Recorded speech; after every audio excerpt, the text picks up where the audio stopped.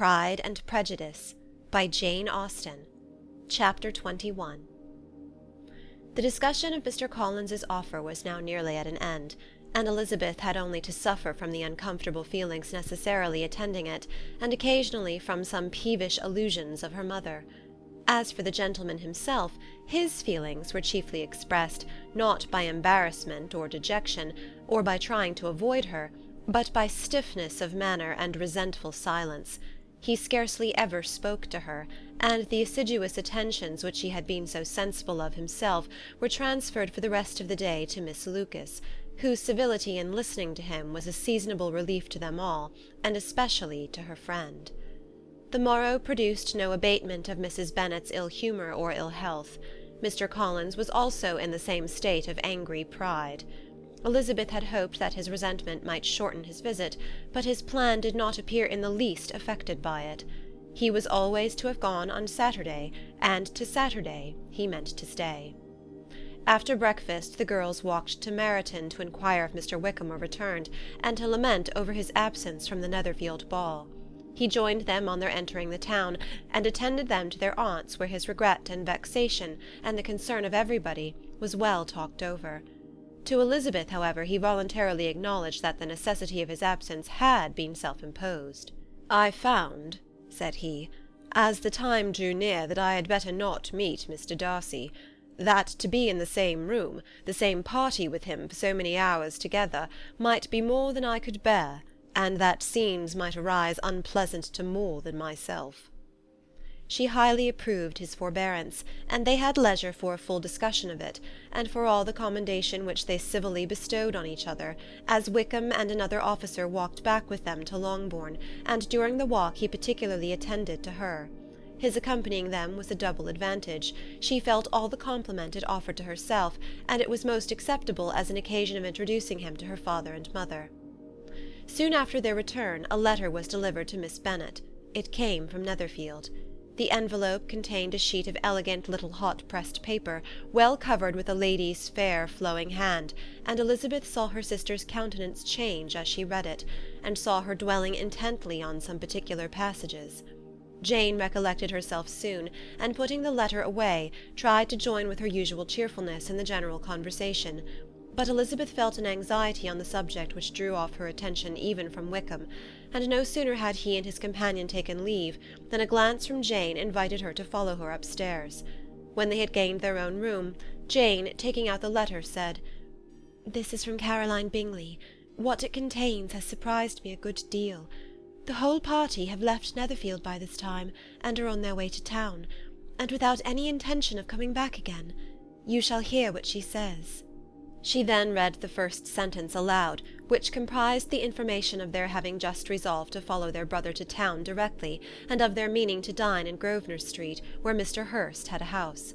The next was in these words: "I do not pretend to regret anything I shall leave in Hertfordshire, except your society, my dearest friend, but we will hope, at some future period, to enjoy many returns of that delightful intercourse we have known, and in the meanwhile may lessen the pain of separation by a very frequent and most unreserved correspondence.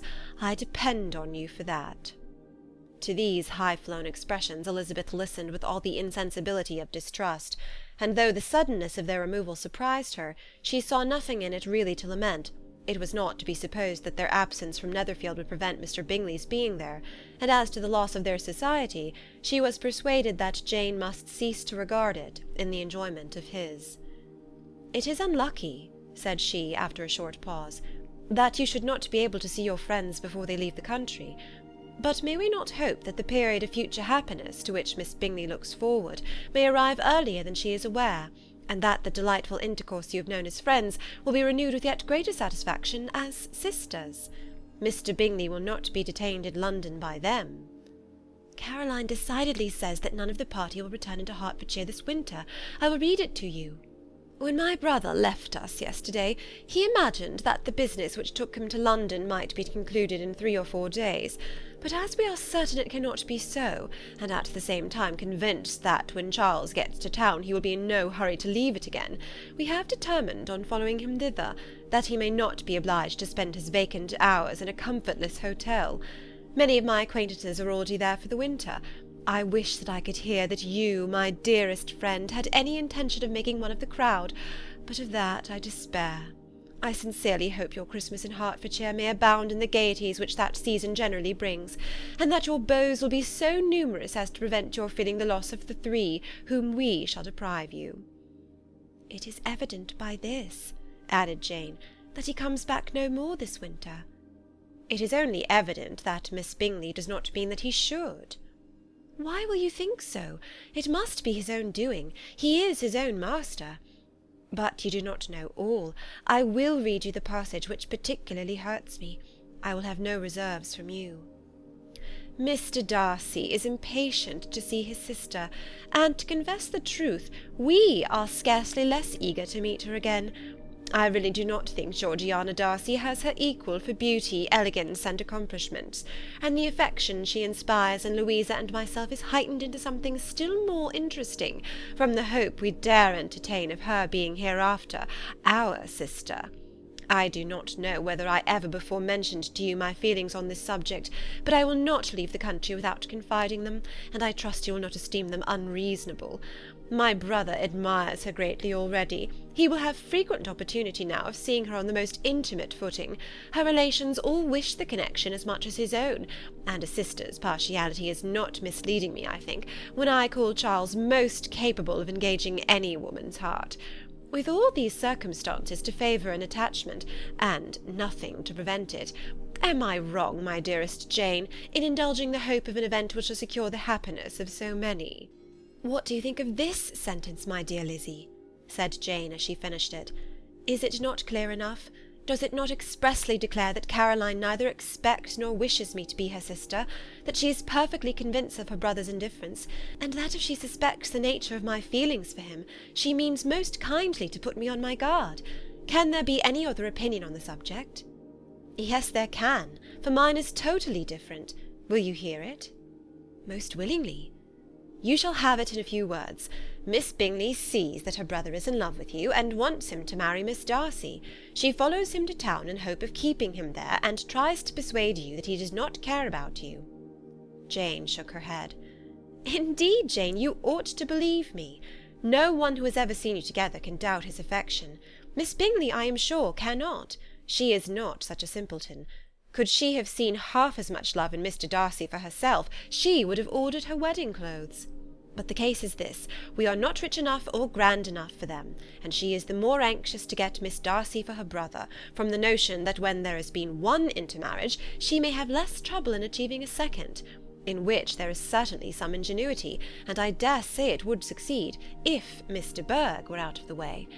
But, my dearest Jane, you cannot seriously imagine that because Miss Bingley tells you her brother greatly admires Miss Darcy, he is in the smallest degree less sensible of your merit than when he took leave of you on Tuesday, or that it will be in her power to persuade him that, instead of being in love with you, he is very much in love with a friend.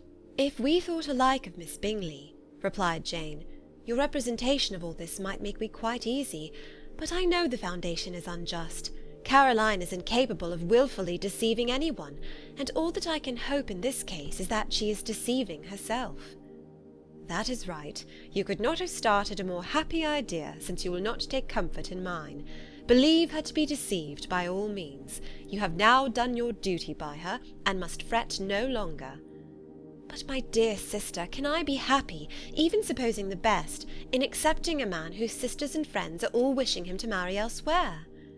You must decide for yourself, said Elizabeth, and if, upon mature deliberation, you find that the misery of disobliging his 2 sisters is more than equivalent to the happiness of being his wife, I advise you by all means to refuse him. How can you talk so? Said Jane, faintly smiling. You must know that though I should be exceedingly grieved at their disapprobation, I could not hesitate. I did not think you would, and that being the case, I cannot consider your situation with much compassion. But if he returns no more this winter, my choice will never be required.